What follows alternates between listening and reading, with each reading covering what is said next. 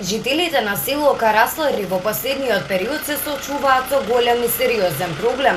Тие немаат вода за пиење и за извршување на нивните секојдневни обврски. При денешната посета во селото, граѓаните објаснија колку време се соочуваат со оваа проблематика и бараат итно решение за истата.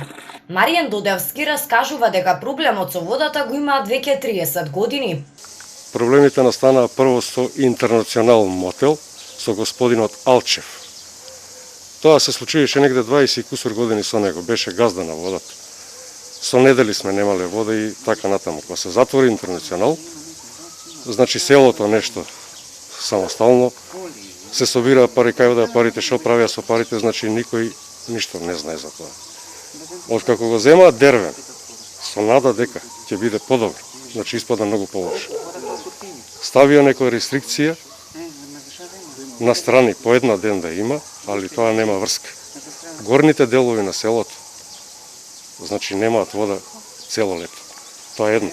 А во среде пандемија да се случи ова е срамота. Водата е основен фактор за преживување. Жителите на село Караслари веќе подолг временски период се соочуваат со овој проблем.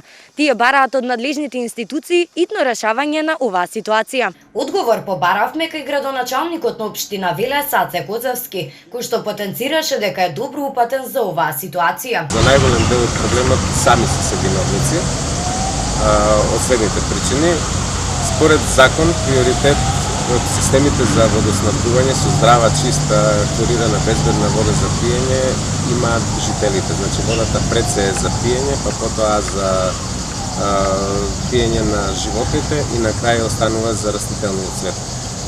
Заради тоа што голем број, да речем, куќи или индивидуални домаќинства во Караслари не се обезбедени со водомери, плаќаат паушално тие што немаат водомери и за сметка на тоа трошат огромни количини на вода за полевање на нивните раноградинарски земјоделски култури. Како што вели градоначалникот Коцевски, заедно со ԵԿП Дервен пронашле решение за овој проблем. Има уште еден бунар, една пумпа која планираме да ја ставиме во функција уште во текот на следната недела. Испитувањата во лабораторијата на Дервен покажа дека водата е чиста, безбедна, здрава за пиење, но ние сакаме да се осигураме и со второ мислење. Дадени се примероци во Центарот за јавно здравје, ние како што го викаме во хигиенски, за да се испита и таму водата. Утре ќе ги добиеме резултатите, доколку резултатите исто така бидат добри, ќе продолжиме со активностите за да се пренасочи водата во системот и за да може да ги обезбедиме граѓаните со доволни количини на вода за пиење. Дополнително, градоначалникот најави дека со ԵԿП Дервен успеале да постават 40 водомери, а моментално има вкупно 70.